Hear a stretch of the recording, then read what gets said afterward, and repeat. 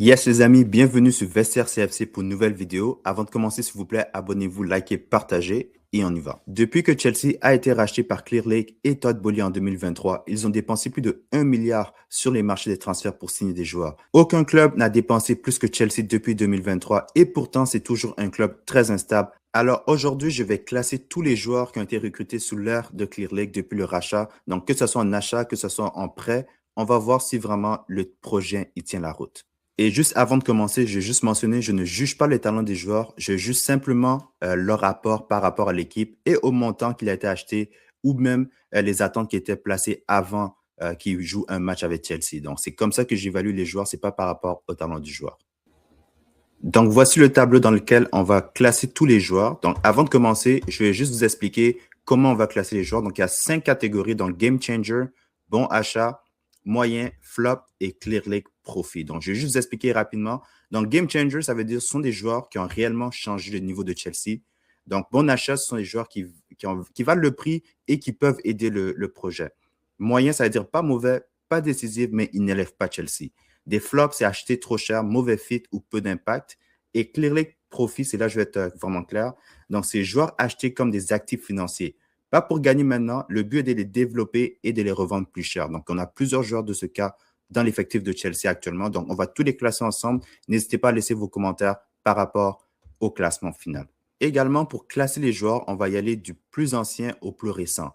Donc, on va commencer avec Raheem Sterling, qui était le premier achat de Todd Boehly, donc le premier achat des nouveaux propriétaires.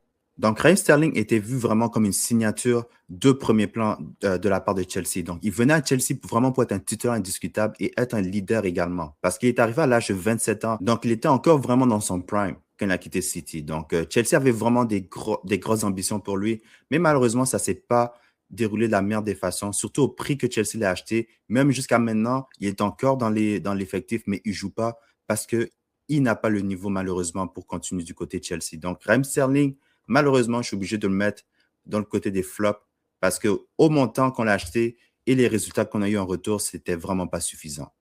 Le deuxième joueur qu'on va classer aujourd'hui, c'est Kalidou Koulibaly, qui avait été acheté en 2022 pour un montant d'à peu près 41 millions d'euros. Donc, c'est ça, on va voir ici. Donc, il avait été acheté pour 41 millions d'euros, mais il a fait juste une saison à Chelsea. Mais je pense que le truc avec Koulibaly, c'est qu'il est arrivé trop tard à Chelsea. Parce que lui, c'est un des meilleurs défenseurs des dernières années du côté de Napoli et en Europe. Mais je pense que ça a pris trop de temps avant vraiment que Koulibaly quitte Napoli. Et quand il est arrivé à Chelsea, d'après moi, il est arrivé dans un mauvais moment parce que, évidemment, on venait changer de propriétaire, mais également aussi, il y avait beaucoup d'instabilité du côté de la défense aussi. Donc, je pense que Koulibaly, ça ne l'a pas aidé. Il a fait juste une année du côté de Chelsea, mais au montant qu'on l'a acheté et qui a été revendu par la suite en Arabie Saoudite, malheureusement, j'aime bien Koulibaly, mais je pense que je suis obligé vraiment de le mettre du côté des flops.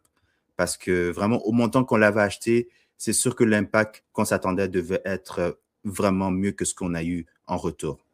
Le troisième joueur qu'on va classer, c'est Marco Cucurella, qui est arrivé en provenance de Brighton pour un montant d'à peu près 65 millions d'euros. Donc, quand il est arrivé, ce n'était pas simple pour lui. Je me rappelle même les fans le huaient par rapport à ses performances, mais il avait beaucoup de problèmes à l'extérieur du terrain avec sa famille. Ça a été réglé parce qu'une fois que ça a été réglé, il est en mesure de vraiment montrer pourquoi Chelsea l'avait acheté à ce montant-là. Il a eu des belles performances. Il est devenu un joueur très important pour Chelsea. Donc, Marco Cucurella, je vais dire que c'est un game changer parce qu'il a stabilisé vraiment le côté gauche à Chelsea et vraiment, ça nous a permis vraiment de nous concentrer sur d'autres rayons qu'on pouvait améliorer parce que vraiment, lui, c'est vraiment une valeur sûre du côté de Chelsea actuellement. Le troisième joueur qu'on va classer, c'est Wesley Fofana, qui est arrivé en provenance de Leicester City en 2022-2023 pour un montant de 80 millions d'euros. Donc, alors là, Fofana, quand Chelsea l'a signé, j'étais vraiment excité parce que c'est vraiment un jeune défenseur qui avait vraiment beaucoup de potentiel. Il est encore jeune, il a quoi, 25 ans maintenant, Fofana, mais maintenant le temps passe. Au moment qu'il est arrivé, et depuis aujourd'hui, il n'a pas joué beaucoup de matchs. Il a raté beaucoup de matchs pour blessure. Donc, on ne va pas se mentir pour le montant que Chelsea a investi sur Fofana. On ne va pas se mentir que le retour est vraiment peu suffisant. Donc, je suis obligé de mettre du côté des flops Fofana. Prochain joueur, donc Pierre-Emerick Aubameyang. Donc, il était du côté de Barcelone à ce moment-là et il a été prêté à Chelsea. Si je me rappelle bien, c'était pendant le mercato d'hiver. Donc, il avait été prêté avec une option d'achat. Donc, Aubameyang venait surtout vraiment pour être une roue de secours, je vais pas te mentir. Mais on va pas se mentir, ça s'est pas bien passé. C'était vraiment un mauvais fit. Ça n'a pas duré longtemps. Et Aubameyang, même, c'est comme s'il n'a jamais passé au club. Donc, vraiment, je suis obligé de mettre Aubameyang du côté des flops également. Le prochain qu'on va évaluer, donc, c'est Enzo Fernandez. Donc, à ce moment-là, Enzo Fernandez était le transfert le plus cher de l'histoire de Chelsea. Il venait en provenance de Benfica pour un montant de 121 millions d'euros. Et également, il avait remporté la Coupe du Monde avec l'Argentine avant de venir à Chelsea. Donc, c'était un joueur qui avait beaucoup vraiment d'espoir et de promesses par rapport à ça. Donc, Enzo, il nous a montré dans ses meilleurs jours qu'est-ce qu'il peut faire. Mais je pense qu'il y a vraiment trop d'inconsistance dans son jeu, malheureusement.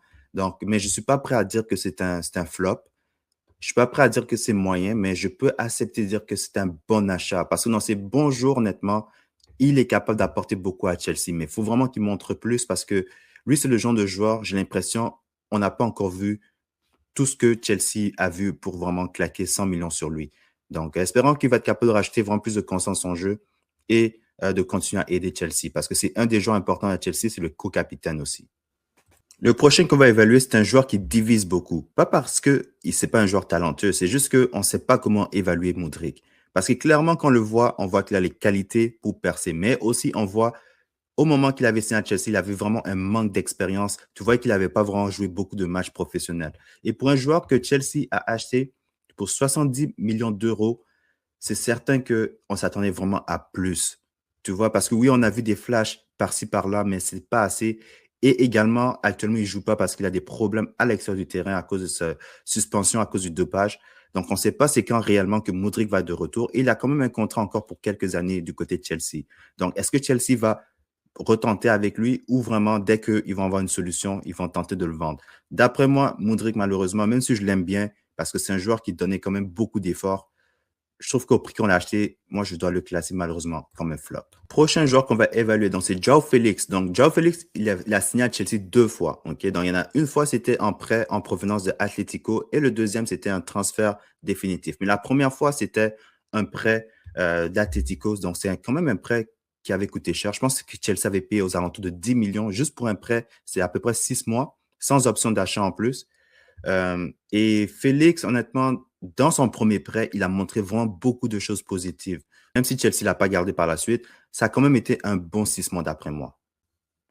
Prochain joueur qu'on va évaluer, donc c'est Noni Madueke. Il était venu en provenance de PSV Eindhoven, je pense que c'était à peu près pour 35 millions d'euros. Donc honnêtement, je pense que lui, c'était un des premiers joueurs que Chelsea a tenté de l'acheter à son plus bas pour peut-être le revendre un petit peu plus cher. Et c'est exactement ce qui est arrivé avec Madueke. Il a été revendu par la suite à Arsenal aux alentours de 56 millions. Mais honnêtement, par rapport à ses performances et aux attentes qui étaient placées sur Madueke, je suis obligé de dire que c'était un bon achat. Je sais qu'il y a beaucoup de gens qui ne sont pas d'accord avec moi, mais je suis prêt à dire que c'était un bon achat Madueke parce que au prix qu'il a été acheté, il n'y avait pas autant d'attentes. D'après moi, il y a eu une évolution dans son jeu quand même. Tu vois, donc Madueke, je pense que c'était un bon joueur et je pense qu'il va continuer à évoluer du côté d'Arsenal. Mais d'après moi, si Chelsea l'a acheté à 35 millions et a été capable de le revendre à 56 millions, ça veut dire quand même qu'il y a eu une évolution du côté de Madueke. Donc, malgré les critiques sur Madueke, moi, je trouve que c'est un joueur qui apportait quand même quelque chose du côté de Chelsea. Oui. Donc, le prochain joueur qu'on va évaluer, c'est Benoît Badiachil qui est arrivé en provenance de Monaco en 2022-2023 pour 38 millions d'euros. Donc, Badiachil, quand il est arrivé, honnêtement, ses premières performances étaient rassurantes. Mais le problème que j'ai avec Badiachil, c'est que c'est un joueur qui se blesse beaucoup et ses performances sont irrégulières. Et depuis quelques saisons maintenant, j'ai l'impression que son niveau a vraiment baissé. Et d'après moi, je pense que maintenant, Badiachil, c'est pas un joueur sur qui on peut compter pour le futur, malheureusement. Mais pour 38 millions d'euros, je trouve que vraiment Badiachil, c'est moyen.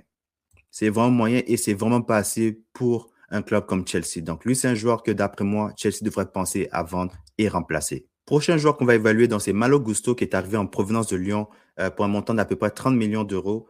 Honnêtement, Gusto, peu importe que ce soit sur Pochettino ou Maresca, il a été beaucoup utilisé. Et il sert quand même à beaucoup. Donc, on se rappelle, et souvent, la première année, il était là vraiment pour couvrir la blessure de Rich James. La deuxième année, avec le retour en force de Rich James, on se disait, OK, Gusto, il va vraiment passer plus de temps sur le banc, mais non. On a été en mesure de voir Gusto être utilisé par Maresca dans plusieurs situations, que ce soit même en tant que des fois en faux milieu de terrain ou des fois même en tant que numéro 10. Oui, on l'a vu des fois en numéro 10 sous Maresca. Donc, Gusto, honnêtement, pour le prix qu'on a acheté et le nombre de matchs qu'il a joué depuis le nombre d'années, je suis obligé de dire que c'est un très bon achat. Je ne dis pas que c'est un game changer pour l'instant, mais je trouve que c'est un bon achat que Chelsea a effectué. Prochain joueur, donc c'est Denis Zakaria. Donc, le milieu de terrain, à ce moment-là, il était du côté de Juventus, si je ne me trompe pas. Et là, il avait signé en prêt du côté de Chelsea. Donc, il a eu quelques bonnes performances, mais je pense que le coach à ce moment-là ne faisait pas nécessairement confiance. Donc, il n'a pas nécessairement joué et son prêt a été quand même assez court du côté de Chelsea. Donc, lui, je veux dire que c'était un flop, ça n'a pas fonctionné. Prochain joueur, donc, c'est Carney Chukwuemeka. Donc, lui, il avait signé en provenance d'Aston Villa par à peu près 20 millions d'euros à ce moment-là. Donc, Chukwuemeka, je pense que lui, c'était vraiment un des premiers joueurs qui a été acheté pour profit. Malgré qu'il a eu quelques matchs avec l'équipe première, je me rappelle notamment de son premier but qu'il avait marqué contre West Ham, mais il s'était blessé le même match. Et après, c'est là que sa carrière a complètement changé du côté de Chelsea. Là, actuellement, il est du côté de Dortmund. Il a été revendu. Donc, je pense que maintenant, Chukwuemeka, on pourrait dire que c'était vraiment un Clear Lake profit. C'était pas vraiment un joueur qu'on voyait à long terme à Chelsea. Donc là, lui, ça va être le premier, je vais mettre dans la catégorie Clear Lake Profit. Prochain joueur, donc lui, je ne vais pas trop parler, donc c'est César Cassadé. Lui, c'était vraiment clairement un profit. Donc, il est venu à Chelsea, il a eu quelques matchs, mais clairement, on voyait qu'il n'avait pas le niveau, il n'était pas prêt. Donc, il a déjà été revendu du côté de l'Italie. Donc, je pense qu'il est actuellement du côté de Torino. Si je me trompe, dites-moi. Prochain joueur, c'est André Santos. Même si c'est trop tôt pour vraiment juger sa carrière à Chelsea, moi, je pense qu'avec Rossegna, avec l'arrivée là, on va vraiment voir le meilleur de André Santos. Et au montant qu'il a été acheté, je pense que c'était aux alentours de 25 millions qu'il avait été acheté quand il avait 18 ans. André Santos, je pense que c'est un joueur qui peut vraiment grandir et devenir un joueur important à Chelsea. Donc, d'après moi, pour l'instant, je vais le mettre du côté des bons achats parce que c'est un joueur qui peut vraiment aider Chelsea quand il est à son meilleur. Prochain joueur, c'est Datro Fofana. Donc, lui, honnêtement, j'ai pas compris qu'est-ce que Chelsea a essayé de faire avec lui. Il a jamais eu vraiment d'opportunité avec Chelsea. Actuellement, Fofana fait juste enchaîner les prêts. Mais d'après moi, Fofana, je suis obligé de mettre du côté des Cleric Profit parce que clairement, on voyait qu'il n'avait pas d'avenir du côté de Chelsea. Et prochain joueur, c'est le gardien américain Slonina. Donc lui, on l'a jamais vraiment vu jouer du côté de Chelsea. Il a été en prêt du côté de quelques clubs en Europe, mais ça n'a jamais vraiment été concluant. Donc lui, je pense que ça va être le genre de joueur qui va être revendu éventuellement. Mais est-ce qu'ils vont faire un profit avec? Je ne sais pas, mais il va être revendu bientôt. Prochain joueur, c'est Moses Caicedo. Donc, Moses Caicedo est actuellement le joueur le plus cher que Chelsea a signé jusqu'à maintenant, après Enzo Fernandez. Donc, ça a été compliqué pour lui les premiers matchs quand il a signé à Chelsea, mais on ne va pas se cacher que Moses Caicedo, c'est un game changer. Quand il est là, on a toujours plus de chances de gagner et c'est l'avenir de Chelsea au milieu de terrain.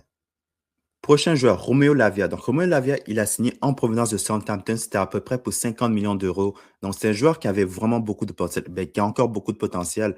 Mais le problème avec Lavia, c'est qu'il a signé à Chelsea, il avait 19 ans. OK? Donc, 3 ans plus tard, il n'a toujours pas joué un seul match de 90 minutes avec Chelsea. Donc, lui, ce n'est pas une question de talent, c'est vraiment une question de disponibilité. Donc, c'est vraiment inquiétant par rapport à ses blessures parce que si tu ne joues pas, malheureusement, peu importe c'est quoi ton impact lorsque tu joues, je suis obligé de te donner un flop. Parce qu'à 50 millions et tu n'as pas encore joué un seul match de 90 minutes en 3 ans, je suis obligé de mettre en flop. J'espère que dans les prochains mois, il va être capable d'enchaîner les matchs et je vais être capable de changer et de le mettre dans la section bon achat ou game changer où d'après moi, il mérite vraiment d'être. Prochain joueur qu'on va classer, c'est Christopher Nkunku qui est arrivé en provenance de Leipzig pour 60 millions d'euros. Et Nkunku, on ne va pas se mentir, quand il est arrivé, il y avait beaucoup d'espoir sur ses épaules. Mais malheureusement, il s'est blessé lors de sa première saison et on n'a jamais pu voir vraiment le Nkunku auquel on s'attendait. Donc, je pense que par la suite, il y a eu un changement d'entraîneur et ça ne l'a pas aidé non plus parce qu'il y avait un changement de système de jeu et on ne trouvait pas c'était quoi la meilleure position pour Nkunku. Donc, ce qui a compliqué sa carrière à Chelsea et qui a dû vraiment par la suite le voir quitter pour l'AC Milan. Donc, je suis vraiment obligé de mettre Nkunku du côté des flops parce qu'on s'attendait vraiment à plus du côté de Nkunku. Donc, lui-même, je suis certain qu'il n'est pas satisfait de son passage du côté de Chelsea. Donc, Nkunku, malheureusement, c'est du côté des flops. Le prochain, c'est Cole Palmer. Donc, lui, ça a été un vol. Chelsea l'a acheté du côté de City juste pour 35 millions. Et la raison même pourquoi il l'a acheté, c'est parce que justement, Nkunku s'était blessé et Chelsea voulait trouver une solution de secours pour couvrir la blessure de Nkunku. Et ça a tourné que Palmer est devenu un joueur de classe mondiale. C'est sûr que les derniers mois, c'est très compliqué, mais clairement, Cole Palmer pour Chelsea, c'est un game changer. Et on espère qu'il va retrouver le niveau qu'il avait lorsqu'il est arrivé au début à Chelsea. Prochain joueur, c'est Axel Disasi. Donc, Disasi est venu en provenance de Monaco. C'est à peu près pour 30 millions d'euros. Mais comme je dis, il a des bonnes capacités de leader. Mais c'est sûr que côté qualité, je pense que c'est pas un joueur du niveau de Chelsea. Et au montant qu'on l'a acheté, je suis obligé de mettre du côté des flops.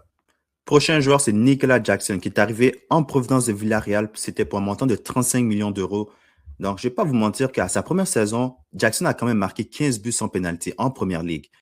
Donc ça, quand même, il faut lui donner le respect parce que c'est pas facile de marquer en Première Ligue, surtout pour ta première saison et sans penalty. Il en a marqué 15. Donc Jackson, on sait c'est quoi les critiques par rapport à lui. On sait que c'est un joueur qui rate beaucoup d'occasions, mais on va pas se mentir que quand il était là, c'est là qu'on voyait le meilleur de Cole Palmer. Donc je trouve que c'est un joueur qui apporte beaucoup dans le jeu, même s'il rate beaucoup d'occasions.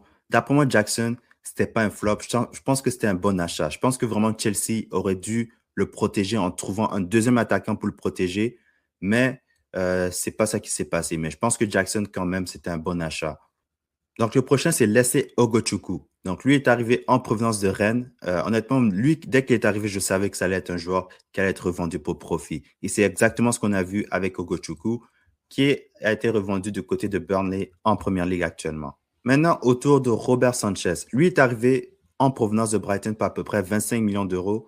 On va pas se mentir qu'il a eu beaucoup de mauvaises performances, mais dans les derniers mois, ça s'est amélioré. Tellement même, on peut dire qu'actuellement, c'est un des meilleurs joueurs de la saison de Chelsea. Mais je ne vais pas vous mentir que je suis pas prêt à dire que c'est un bon achat parce que si on a l'occasion quand même d'acheter un meilleur gardien, moi, je suis prêt à ce que Chelsea change de gardien. Mais c'est vrai que c'est plus une urgence comme il y a quelques mois, mais quand même, moi, je suis prêt à dire que c'est dans la section des moyens. Prochain joueur, c'est l'autre gardien que Chelsea a eu dans le passé. Donc, c'est Petrovic. Donc, Petrovic, je pense que de la saison où il a eu l'opportunité de jouer, il a bien performé quand même. Mais je pense quand même que c'est un joueur que Chelsea avait toujours l'intention de vendre.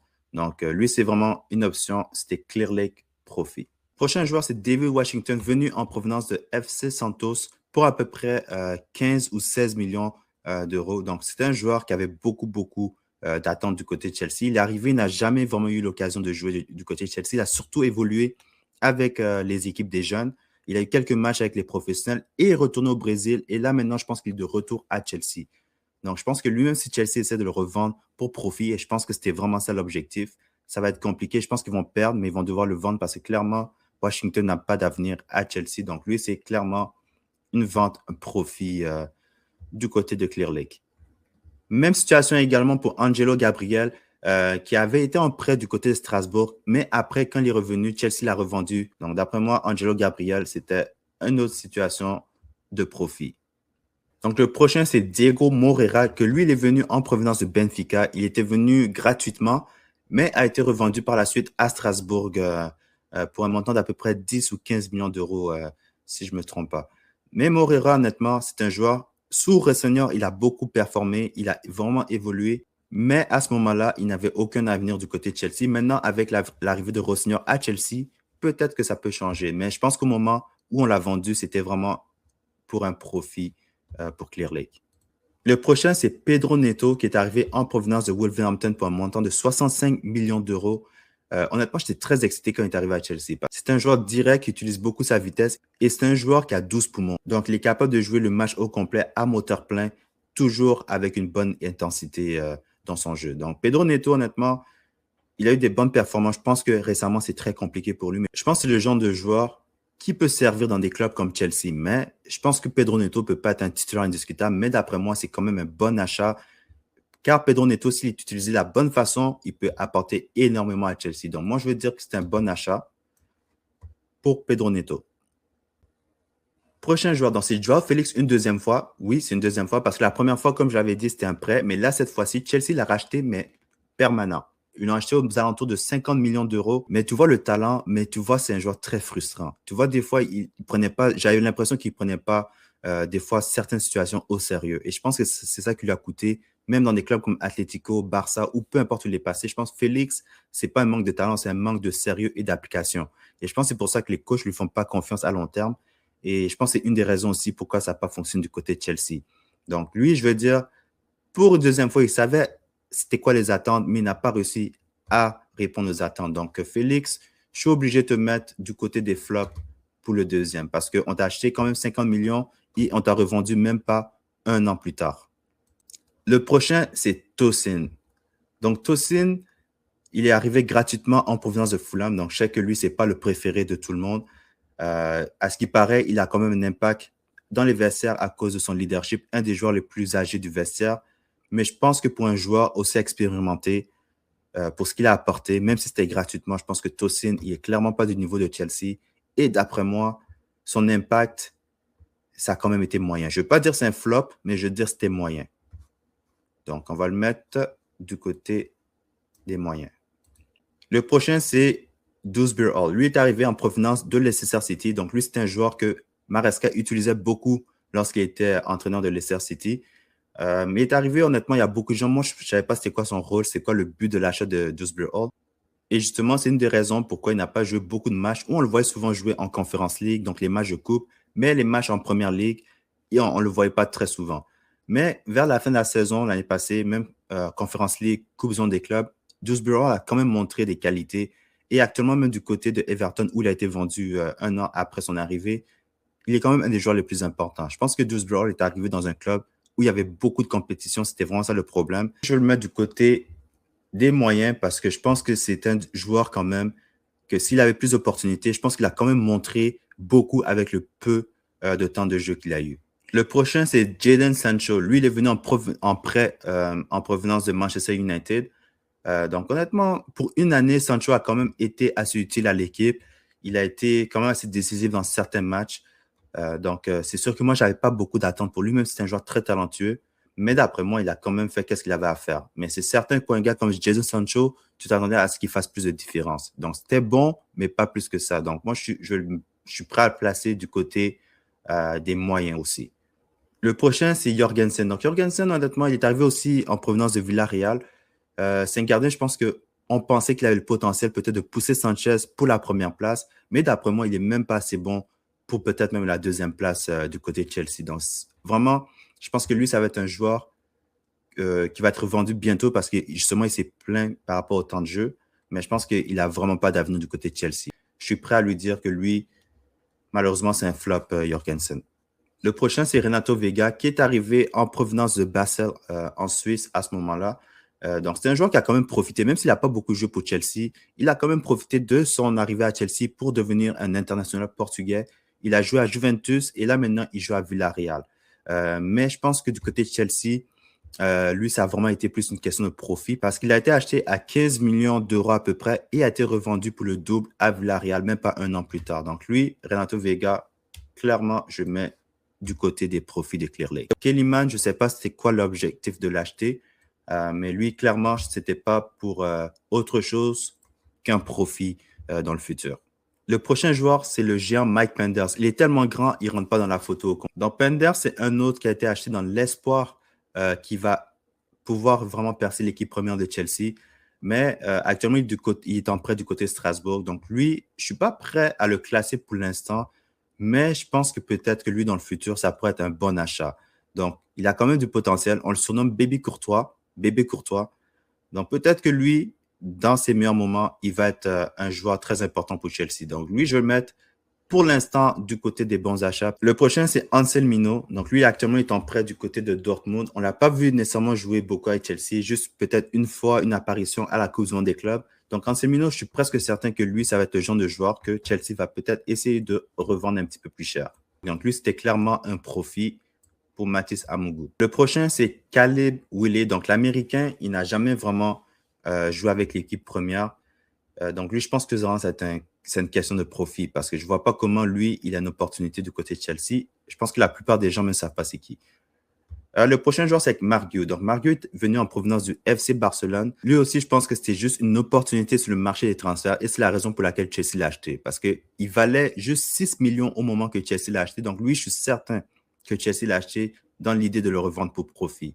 Donc, Marguerite, même s'il a joué quelques matchs avec Chelsea, tu peux voir clairement que ce n'est pas un joueur sur qui Chelsea va compter à long terme dans son effectif. Donc, lui, c'est clairement un profit à devenir. Le prochain, c'est João Pedro qui est venu en provenance de Brighton en échange de 65 millions d'euros. Donc, je ne vais pas vous mentir que les premiers mois, les premiers matchs qu'il a montré, je l'aurais mis dans le game changer. Mais avec les dernières performances, les derniers mois, je suis obligé de mettre João Pedro dans la session bon achat parce que je pense que c'est quand même un bon joueur qui peut-être passe, qui a quand même actuellement un mauvais moment. Donc, lui, João Pedro, je vais le mettre du côté des bons achats pour l'instant.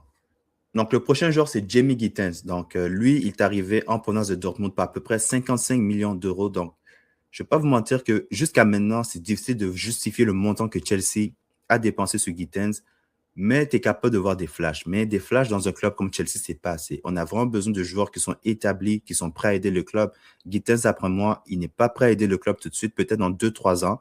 Mais actuellement, je pense que je suis obligé de me mettre du côté des... j'ai pas envie de me mettre du côté des flops. Tu vois, parce que c'est trop tôt pour abandonner ce Gittens pour dire que c'est un flop. Donc, je le mets du côté des moyens parce que jusqu'à maintenant, c'est moyen, c'est performance, mais il peut clairement s'améliorer. Le prochain joueur, c'est Garnacho qui est venu en provenance de United pour 35 millions d'euros. Donc, honnêtement, lui, Garnacho, j'ai même pas besoin de trop parler sur lui. Lui, je le mets directement dans les flops parce que d'après moi, c'est pas un joueur qui va aider Chelsea. Même le prochain joueur, c'est Esteva Willian qui est venu en provenance de Palmeiras pour 60 millions d'euros. Donc, Esteva, clairement, c'est un game changer parce que lui, on sait que dans le futur, quand il va prendre confiance, ça va être un joueur très dangereux pour les équipes adverses. Donc, Estevao, game changer sans doute. Prochain joueur, c'est Joël Atto. Donc, Joël Atto est venu en provenance de Ajax. Donc, juste à 18 ans, il était déjà capitaine de l'Ajax, le club mythique hollandais qui a vu des grandes légendes comme Jürgen Klopp, Dennis Bergkamp. Lui, il était capitaine de cette équipe-là à 18 ans. Donc, le potentiel est clairement là. Et c'est un joueur qui est très mature pour son âge. Donc, d'après moi, Atto, au montant pour l'acheter, c'était 40 millions d'euros en provenance d'Ajax. Je pense que c'est un joueur qui va être utile à Chelsea. Et surtout sur Rossenior, on va voir vraiment les qualités de Atto. Donc moi, Atto, c'est un joueur que j'apprécie et je pense que c'est un bon achat de Clear Lake. Le prochain joueur, c'est Liam Delap qui est arrivé en provenance de Ipswich Town pour 35 millions d'euros l'été passé. Donc, c'est certain qu'il est arrivé avec des attentes. Mais d'après moi, quand je vois les qualités de Delap, je me dis, ça va prendre du temps avant qu'il s'habitue. Puis dans un club comme Chelsea, tu n'as pas nécessairement le temps pour pouvoir te développer. Et Delap, à moins vraiment d'être capable de vraiment stabiliser ses performances, pour l'instant, je suis obligé de dire que Delap, c'est un flop. Prochain joueur, c'est Dario Esugo qui est arrivé en provenance de Sporting l'été passé. C'est certain que jusqu'à maintenant, il n'a pas vraiment pu jouer énormément à cause des blessures. Mais d'après moi, Esugo, ça va être le genre de joueur qu'on pourrait voir peut-être être vendu dans le futur. Donc, je pense que lui, ça va vraiment être une question de profit également, malheureusement, pour Esugo. Le prochain, c'est Mamadou Sarr, donc le jeune défenseur sénégalais. C'est un joueur très talentueux, d'après moi. Et je pense que Chelsea compte vraiment sur lui. Je lui mets du côté des bons achats. Donc là, il reste juste 4 joueurs à classer. Donc, on va aller avec Kendry Paez, que lui, je pense que lui, ça va être clairement, il va être vendu pour profit parce que son prêt se passe pas nécessairement bien du côté de Strasbourg. Et je pense qu'il y a beaucoup de problèmes avec lui à l'extérieur du terrain. Donc, je pense que lui, ça va être un genre de joueur qui va être vendu rapidement. Après ça, on a Buonanotte qui est en prêt du côté de Brighton. On accepte les prêts de Brighton maintenant. Donc, Buonanotte, même s'il a des qualités, je pense que vraiment, il est juste pas un bon fit pour Chelsea. Donc, je suis obligé de mettre en tant que flop. Le prochain, c'est Giovanni Quenda, donc la jeune superstar portugaise est considérée vraiment comme un gros talent pour le futur. Donc, au même niveau que Estevao, Quenda est vu de la même façon du côté de Chelsea. Donc, lui, c'est un joueur qui va arriver à l'été prochain, donc 2026.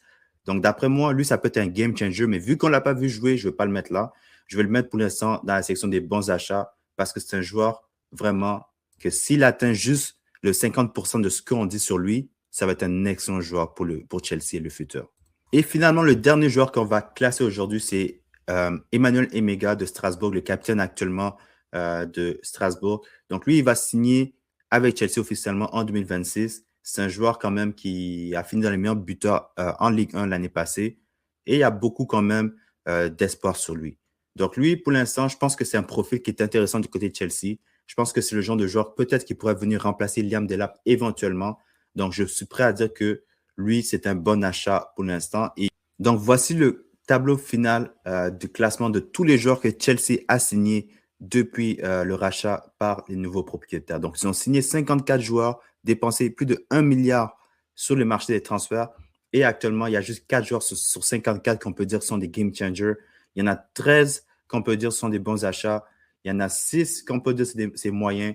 Il y en a 14 qui sont des flops et le reste, on peut dire que ça, c'est des joueurs qui ont été achetés juste pour être revendus plus cher. D'après moi, c'est un échec parce que dépenser autant sur le marché des transferts et tu peux dire que tu as peut-être une vingtaine de joueurs qui sont peut-être du niveau de Chelsea et il y en a plusieurs même dedans qui sont plus du côté de Chelsea ou qui sont même pas encore arrivés du côté de Chelsea. Donc, dis-moi dans les commentaires, est-ce que vous êtes d'accord avec le classement des joueurs que Chelsea a achetés sous le nouveau régime de Clear Lake et Todd Boehly? Également, abonnez-vous, likez, partagez et on se retrouve dans une prochaine vidéo.